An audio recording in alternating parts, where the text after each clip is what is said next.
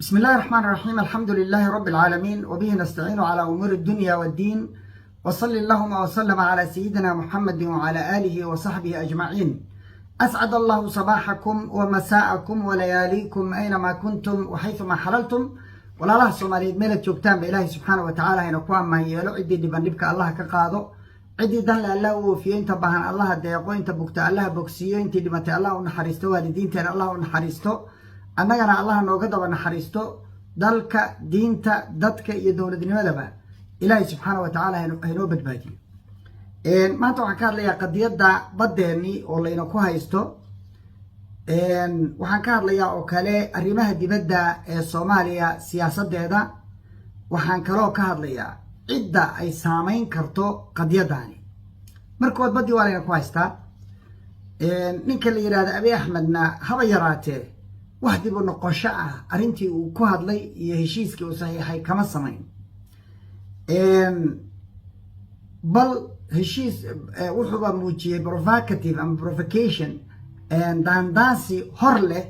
ayuu sameeyey markuu u yeeray Nuux Taani oo uu la kulmay taliyaha ciidankoodu. qodobkaas marka ninkaasi waa ka dhab way u socdaa meelna u noqon mayo sida ka muuqata. inkastoo qoladii wax la saxiixay uu xumeeyey oo uu leeyahay jeeraad wax isiisaan oo wax walba aan gacanta ku dhigo oo dakadeeda dhisto oo ciidankayga keensado meel walba aan la wareego wax itiraafana idin siin mayo sheer aan idin siinayaana ma jirto. ninkaasi marka way ka go-an tahay arrintaasi. qodobka labaad waxaan ku xijinayaa arrintani horta yay saameynaysaa haddii badda cas ay Ethiopia qabsato. wadamo badan bay saameynaysaa si toos si guud,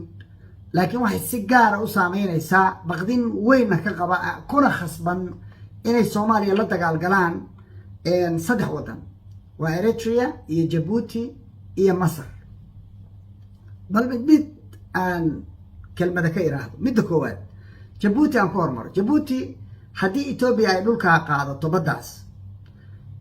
laa samax Allah mana qaadanaysa. hadday qaadato Djibouti waa go'doon, Soomaaliya waa laga jaray. dhinaca Eritrea oo aysan saaxiib ahayn baa ka xigta, dhinacan sokana Ethiopia ka xigta. Ethiopia dhanka ay ka xigtana waxaa degan Anfar oo ku kacsan ninka la yiraahdo Ismaaciil. way sahlan tahay dowladda Ethiopia inay Anfar ku hubayso halkaasna ay ka soo gasho. korontada iyo biyuhu Ethiopia uga yimaadaan, marka ma hadli karo, afka biyo uga buuxaan. waa inuu isdaad raaciyaa hadba meel marmaraan, laakiin kuma dhaco. waana wixii uu ka shaqaynayay. waxaa kaloo cillad ku ah Ismaaciil Umar Geelle. cilladan arrintan ay ku keenaysaa dekadiisii inay xiranto. halkaasuu dekad ka dhisanayaa. wax alla wixii uu kala degi jiray Djibouti halkaasuu kala degayaa. hadduu rabana waa isolate garaynayaa si aysan cid kale iyo meelo kalena u aadin. waa qodob. qolada labaad oo ay saameynaysaa waa Masar. Masar baabulmandabkaas ayay noloshooda ku xiran tahay. haddii la xiro ama la kontarolo iyaga la qabateeyo wixii iyaga u socda si gaara loo beegsado, arrintaa ma aqbali karaan, mana yeeli karaan. degdeg bay waxay sameeyeen inay ka baxeen heshiiskii geerdhka ay kula galeen dhaamka Ethiopia ay kula galeen. degdeg bay uga baxeen, shalay ka baxeen. arrintaasina waa muujin dagaal. qolada saddexaad oo ay arrintani saameynaysa waa Eritrea. Eritrea Soomaaliya saddexdaa wadan waxay u saameynaysaa iyadana waa marinkoodii badda cas. haddii halkaa loo fariistana Ethiopia iyagu waa kala guureen,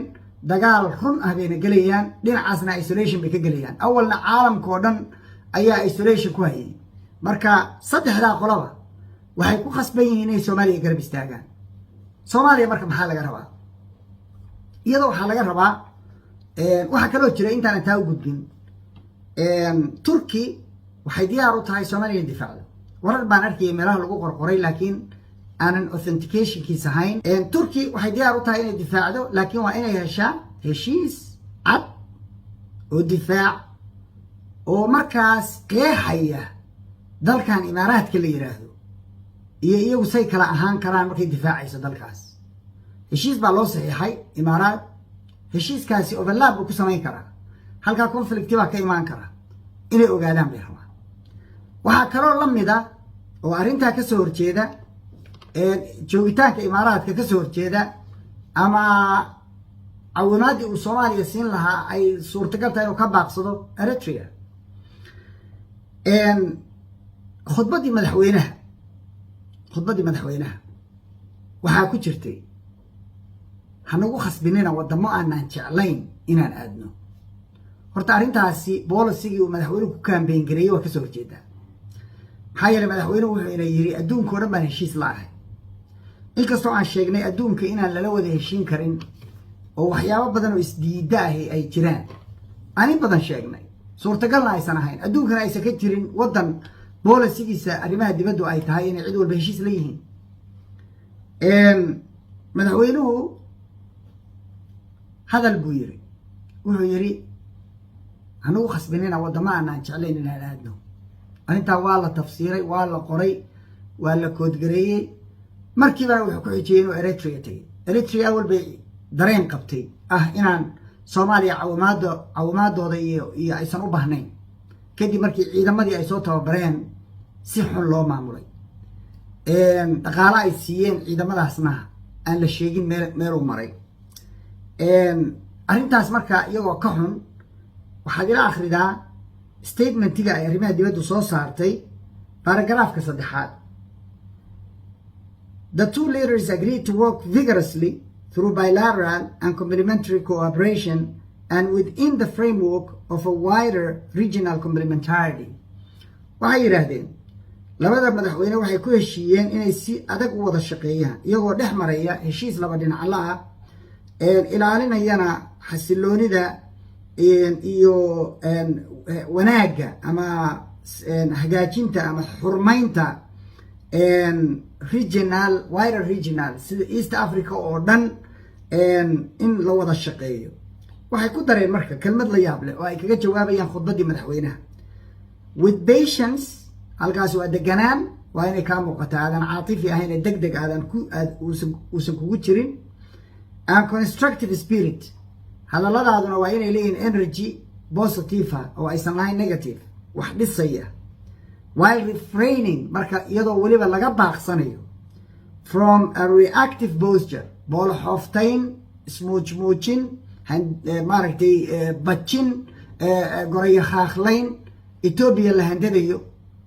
iyadoo aysan run ahayn handadaad run aysan ahayn la bajin boolo xooftayn beena ma ujeeda to various proactive agendas iyadoo la address garaynayo markaa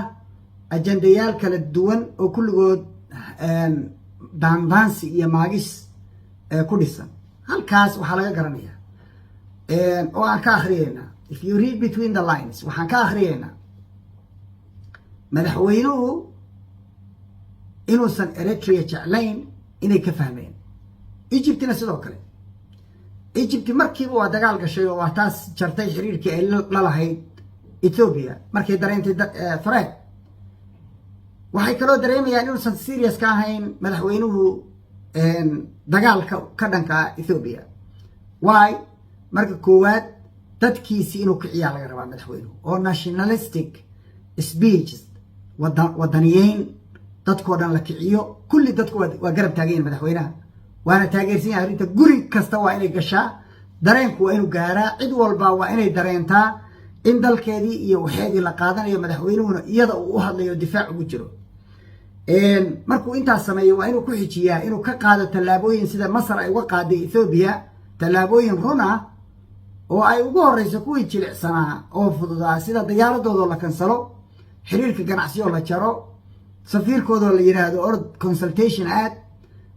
inta hadduu dhaqaajin waayo oo aqbali waayo in la yiraahdo jar xiriirkooda dhan la jaro markaa kadib baad raadsan kartaa cid dagaal kula gasho kaalay dagaal la gal weli heshiis baan la ahay ninkii waa iska handadaya laakiin boote arrintaana waxay kaloo muujisay shirkaas Eritrea cirkay geysay dowlad stable ah oo aan degdeg wax ku gelin iyo caatifad dagaal oogana aan ahayn oo aan weerar iyo aan dadka ku kicinayn bay u muuqatay caalamku ka arkaya waxa laga arkayaa posture qurux badan loona baahan yahay oo dareenka Soomaaliya qabtay iyagoo waa qabaan oo haddii halkaas ay Ethiopia qabsato iyaga waa ka dhimanayaan mana ogolaanayaan Ethiopia halkaa qabsato waana arrinta keenaysa inaysan Ethiopia damacaasi u suurtagelin haba yaraatee bay ka mid tahay laakiin waxay muujiyeen arrintaana uga faa'iidaysteen Xasan Sheikh inuu isagu caatifi yahay inuusan daacad ka ahayn siyaasaddiisa arrimaha dibadduna ay tahay waali waxay kaloo sheegeen oo imaaraadkaaba kula joogee si anagana wax isdiidan see heshiisno see dagaal kuula galnaa iyadoo imaaraadku dalkaaga joogo waxaan ognahay imaaraadku dalalkaasoo dhan dhibaato ku haya Ethiopia saaxiib u leeyahay soomaaliyana dhex jooga waxaa ka mid ah Ethiopia iyo Soomaaliya cilada colaada dhexsatay imaaraadku ilaa hadda waa ka aamusan yahay madaxweynuhu inuu ka keeno warcad war ma nala jirtaan mise nalama jirtaan haddaydan nala jirin sidii Cuba hanoo laba canlaynina ruushkiina raaca ka baxa Cuba iyo ruush Ethiopia la jirteena raaca israaca oo ka baxa Ethiopiana aada sidaasoo kale la rabaa madaxweynuhu inuu imaaraadka yiraahdo heshiiskii uu la galay oo kharibnaana uu dib u daraaseeyo ama kaba saara meesha war cadna laga keeno dagaalka ma nala gelaysaan Ethiopiaanu diriraynaa mise iyagaad la gelaysaan waxayna u badan tahay Ethiopia inay la galaan ayna fulinayaan ajenda kore dowladaha Mareykanka iyo meelahaasna waligoodba hypocrisy-ga waa yaqaaniin inay ku yiraahdaan waa kula jirnaa iyo dusha ka yiraahdaan sida Falastiin oo kale waxaas lagu sameynayana ay hub ku bixiyaan iyo lacag marka arrintaas iyada ah waxay u baahan tahay aad bay ugu baahan tahay madaxweynuhu inuu dib u fiiriyo adigii baan serious ahayn aragtida ay ka akhrisanayaan heshiis baan la ahay Ethiopia laakiin adigu la dirir maadaama ay handaday adigu la dirir anigu laakiin heshiis baan lahay maxaa heshiis ula tahay safaaradoodii weli waa joogtaa qaadkii bay weli keenaan oo ganacsiga waa u furan yahay diyaaradoodii baa everyday imaanaysa things as usual everything waa sidii ay ahaayeen wax isbedelay ma jiro marka madaxweyne dagaalkan kugula jirnaa imaaraadka meel saar turkigu ma soo geli kara dalka waana difaacaya waa absolutely ma aqbalayo weli taariikh bayna leedahay inuu turkigu weligii Ethiopia ka difaaci jiray Soomaaliya haddana diyaar buu u yahay laakiin waxyaaba isdiida ah oo isdhex yaacaya layskuma dhex wadi karo ganacsi iyo dowladnimo imaaraadku waa miirli ganacsi dowladnimo marka ma geli karo wadamo badan oo ninka aan arki karin oo aan u soo dhawaan karin ayuu madaxweynuhu u baahan yahay marka wuxuu muujiyey markuu hadda qolyaha aaday qolyaha uusan jeclayn inay yihiin oo aan magaranaysaa muhiim u ahayn isaga laakiin uu u soo kaxaysanayo si uu daandaansiga Ethiopia ugaga jawaabo arrintaas waxay u baahan tahay daraaso waxaa kaloo loo baahan yahay madaxweynuhu inuu degdeg u magacaabo wasiir arrimo dibadeed oo adag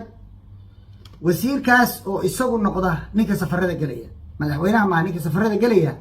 wasiirka arrimaha dibadda ha noqdo asagu ha sameeyo magaranaysaa booloxooftaynta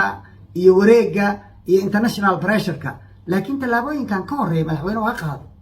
cilaaqaadkii Ethiopia sidiisiiya oo ay hadeer la kulmayso nuux taani iyo ay ugu yeerayso si toos ay ugu sheegayso madaxweynaha ay mar walba il far ka gelinayso isaguna aan tallaabo qaadayn wax la arki kara maaha wax la dhegaysan karana maaha wax la daawan karana madaxweyne arrintan bedel siyaasad runa degan ku dhisan mutual interest and mutual respect ixtiraam labada dhinaca qadarin labada dhinaca qofkii ku qadariya aad qadarisid qofkii aan ku qadarin aadan qadarin baa loo baahan yahay siyaasad adag oo muhiima loo baahan yahay waxaa loo baahan yahay dadka saaxiibtinimadooda aadan ka maarmin inaan dhaqaalo la siisan oo aan la tuurin oo nin ay diidan yihiin oo aysan arki karin aan la soo gelin dalka imaaraad waa la yaqaan suudaan baa u dambeysay waxay ka dhigeen wallaahi suudaan waxay ka dhigeen inaysan fogeen wallaahi inaysan fogeen waxay suudaan ka dhigeen inay qorsheynayaan oo ka shaqeynayaan Soomaaliya inay ka dhacdo Ethiopia iyagaa dabada ka wada iyagaa dhaqaalaha siinaya iyagaa hubka siinaya waxaan kaloo rabaa madaxweynaha weyn inaan xusuusiyo madaxweyne cunaqabataynta hubka waa lagaa qaaday dalbo hubkaa u baahan tahay diyaarada dalbo dagaal dalbo maraakiib dagaal xir meesha laleeyahay waa la soo gelayaa gee maraakiib dagaal oo aad leedahay difaac dalkaada 5-6 markab oo dagaal soo qaado dayn ku soo qaado daynkii waa laga cafiyey oo lagu ogolaya dayn qaadid ma tus dhaqaaq runa garabkaagaan taagannahay kulligayo adaan ku daba soconnaa نهجامي أو سكدا هجامين تان سيدي نشعبه أدو شكينا سيدي هجامية ودن ماذا هو موج سوق هذا هو ديفنس كونتراكت أصحيح تركي إمارات كدلك يجيب على قادنا يا باك أوف يعني إيكادي دينا إيجا استاد أريمها دفاع قرقرت كجل ما يدلك يجينا دفاع دو هذا الكلية لمرة مدحوين هذا اللي ما بحنا هانا ما بوشو دقاق أكشن هو بسودتي ديارة كان ضرورنا كان بيرقدار يكوي كده بيبصوقته خير بدن بكون رجينيا ومدى الصوماليين نقول رجينيا إن شاء الله تعالى أنا وأقول سنينا إثيوبيا أبي أحمد كاسبوفس كقبوا وهرني ودمية وأنا هريا وأنا نفس السياسة دي هذين يو أفرتكون دبكة بحيو صوماليا يسجنا صوماليا عدن صوماليا ودولة سوق عيسو سوق ويسنيسو حوق له أو صادس ما يسجنا ودولة بربورة يسوق على فرفور ما يسا وهو ربع مركب نفس السياسة دي اسمه ويسكهري دونا أنت سنقرأ بالله توفيق.